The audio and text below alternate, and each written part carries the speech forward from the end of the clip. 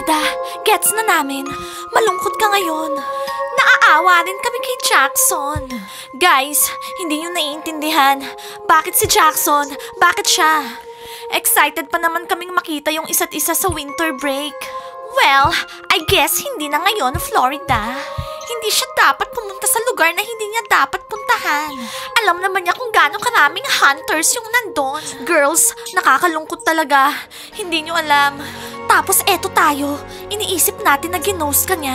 Oo, alam ko talaga na merong mali. Meron talagang reason bakit hindi siya nagre-reply sa akin.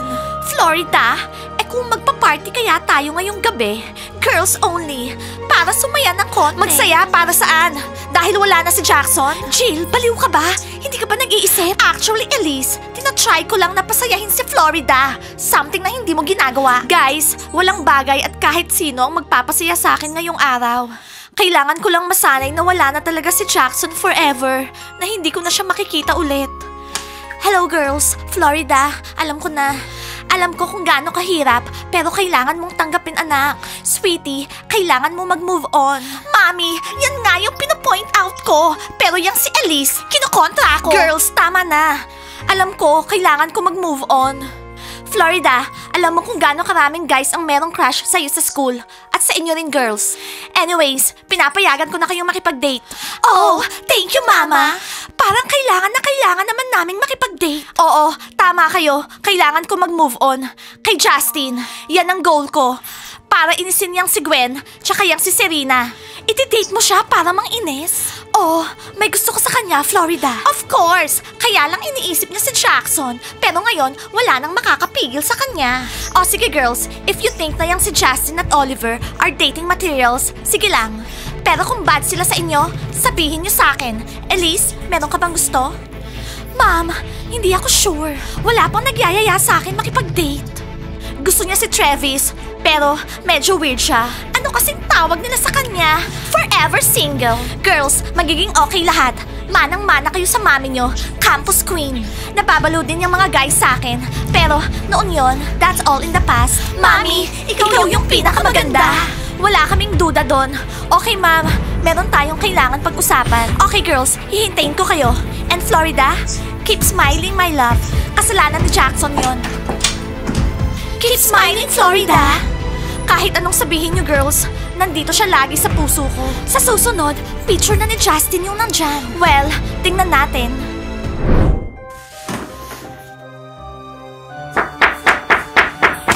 Ano? Hoy Justin, ba't di ka sumipot sa practice kanina? Ang tawag dyan, girl worship. Yan ba pinagkakaabalahan mo ngayon? Huwag mong hawakan. Para laging nasa tabi ko si Florida. Okay dude, chill. Bakit ba wala ka sa mood? Tsaka bakit wala ka sa practice? May sakit ka ba? Hindi, okay lang ako. Wala lang ako sa mood ngayon. Guys, tong tropa nating to, in love. Bakit ako in love kay Serena? Pero hindi ko naman ginagawa yan. Magiging okay din tayo ng mga girls. Don't worry. Oo, kayo ni Jill pwede. Pero kami ni Florida, imposible. Dahil sa kapatid kong si Gwen. Oo nga bro, lagi kang kinokontra ni Gwen. Buti na lang wala akong kapatid na ganun. Ano bang nakita ng baby kong si Serena sa'yo? Mas gwapo naman ako sa'yo Obvious naman. Ba't di mo sabihin kay Serena yan, hindi kay Justin? Lagi ko naman sinasabi Tapos sasabihin lang niya, alisin mo nga yung somblerong yan. Bakit naman? Gwapo-gwapo ko dito, diba? Tio, manahimik ka nga dyan. Basta bro, huwag ka mag-give up. Kung hindi ka papasok, walang Florida. Hindi mo ba naisip yun? Oo nga bro, tara, pumasok na tayo. Okay, tara. Sana manahimik si Gwen. Kung hindi, makakarinig sa akin sa harap ng buong school. Oo, oras na para gawin mo yan. Pero Justin, huwag mong gagalawin si Serena. Kung hindi, ako makakalaban mo. O mag-ingat ka, baka pitikin ka ni Tio. Hey Justin, tignan mo nga itong mga girl stuff na to. Masyado siyang in love. Gwen is the best. Gwen is the best. Gwen is the best. Gwen, alam namin ikaw yung the best. Okay?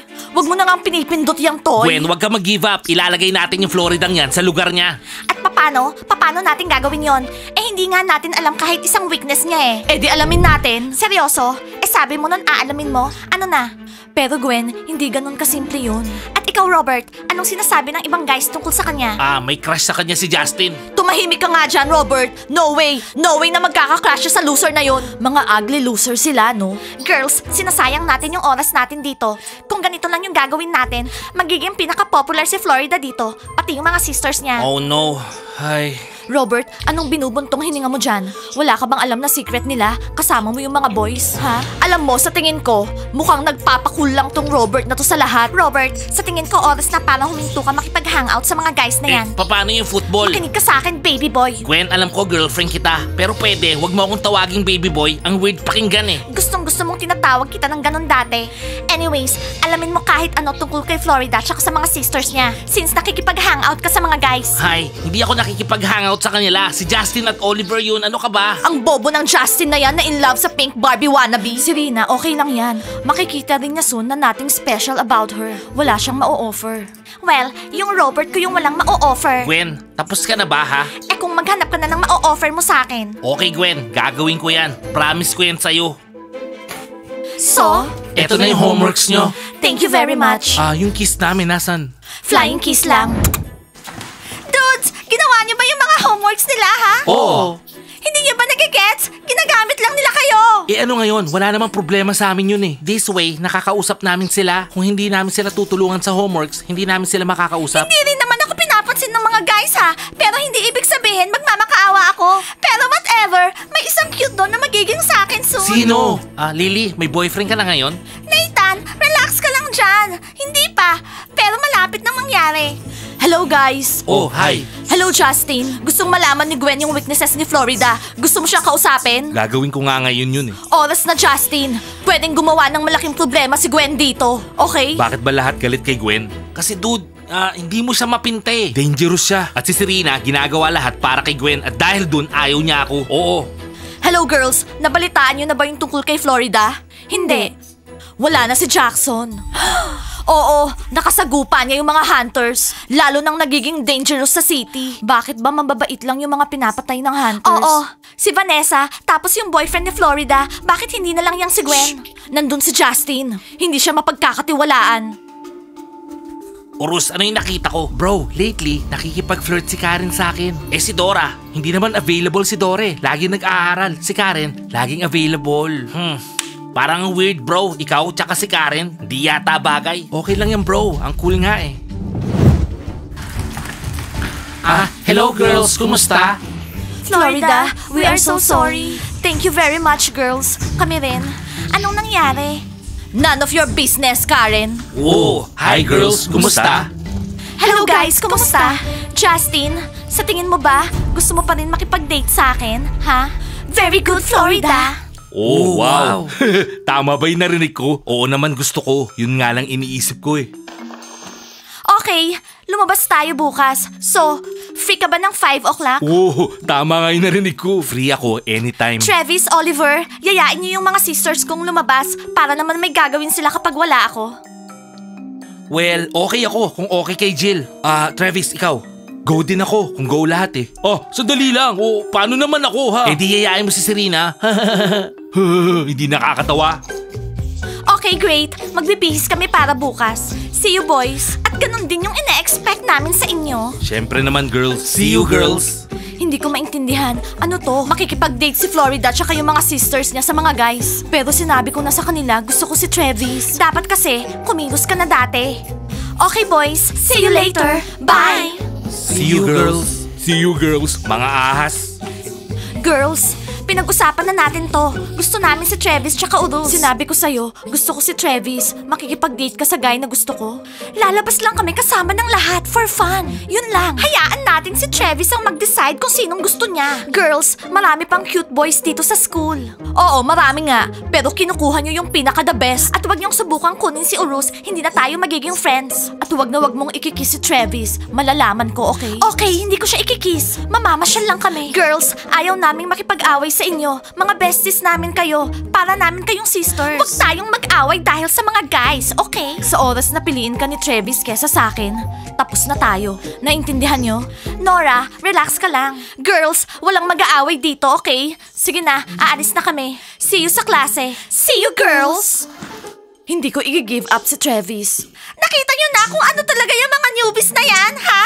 Sinabi ko na sa inyo, aagawin nila yung mga boyfriends nyo ngayon. O ano? Walang sino mang aagaw kay Travis sa akin. Whatever, hindi good idea na makipag-away sa kanila. Nag-team up tayo para labanan si Gwen. Ano? Oops, nadulas ako. Pagsisisihan nyo to. Sasabihin ko lahat kay Gwen. Siyempre, sasabihin niya. So dear students, matagal ng panahon na may nagsabi sa akin na ako yung the best. Sige na, make Gwen proud. Sige, go. Gwen is the best! Anong problema nyo? Ako lang ba yung sisigaw dito, ha? Dude, mukhang di pa na-figure out ni Gwen, no? Ewan ko kay Gwen, pero ang alam ko, patay na patay sa'yo si Karen. Oo nga, dude. Kanina niya pa ako tinititigan. Gwen, walang nagsasalita sa kanila. Oo, nakikita ko. Lahat sila mga ahas. Lahat kayo, magpaliwanag. Nagdududa kayo sa favorite girl niyo na si Gwen? Nakalimutan niyo na ba kung gaano kasaya dati? O nabulag na kayo ng mga newbies na yan? Habang mukha silang cute, merong something scary tsaka dark about Guys, them. ano ba? Lahat kayo ayaw kay Gwen? Gwen, hindi ako against sa'yo. Kakampi ako sa'yo. Good job, Lily. Ikaw yung pinaka-loyal sa lahat dito. Gwen, hindi mo ba nagigets? Dati takot kami sa'yo, pero ngayon hindi na. Wala nang natatakot sa'yo ngayon. So, matatapang na kayo ngayon. Ano nang nangyari nung humihingi kayo ng suporta sa akin? Guys, ano nangyayari sa inyong lahat? Si Gwen pa rin to, yung tumulong at sumuporta sa inyong lahat. Ano ba? Minsan, hindi na kailangan yan. Kaya na ng bawat isa dito yung sarili nila. Tulad ng pagsabi kay Justin kung anong kailangan gawin. Ate ka nga niya. So ano ngayon? Gwen, di kita patatawarin dahil sa'yo ayaw ni Serena sa akin. Wow, so nagbago na kayo simula dumating yung mga newbies na yan. Ipapakita ko sa inyo.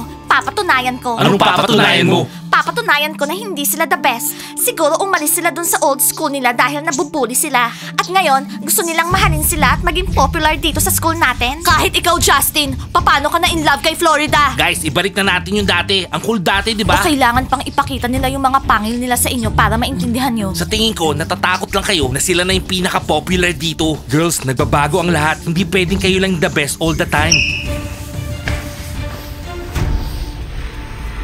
Don, anong ginagawa mo dyan? Ano? Nananahimik nga lang ako dito. Ayoko ma-involve dyan eh. Serena, i-date mo na si Tio. Wala na yung power ni Gwen. Hindi mo na kailangan dumikit sa kanya, okay? Tio! Oo, yan na ako. Serena, pag-isipan mo ha.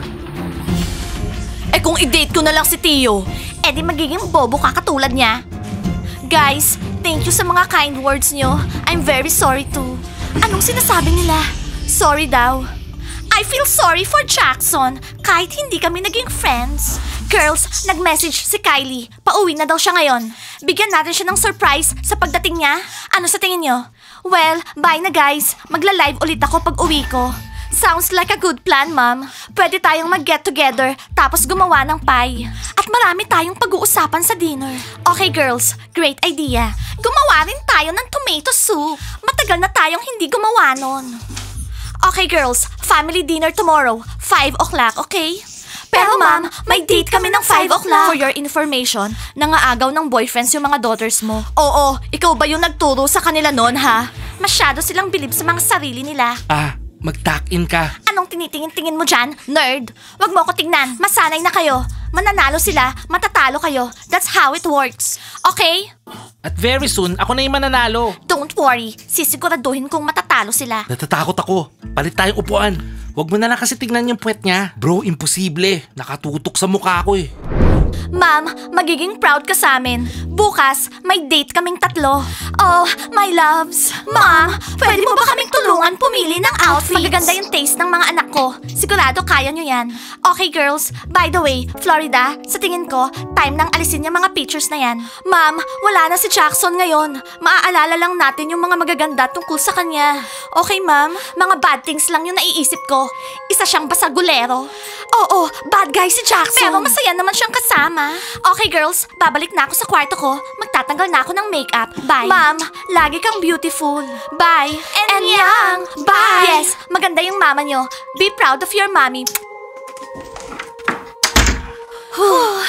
So girls, wag muna tayong matulog ngayon. Mamili muna tayo ng outfits. Yes! Elise, pwede bang pakiabot yung diary? Eto na sis. Magsusulat ka tungkol kay Jackson.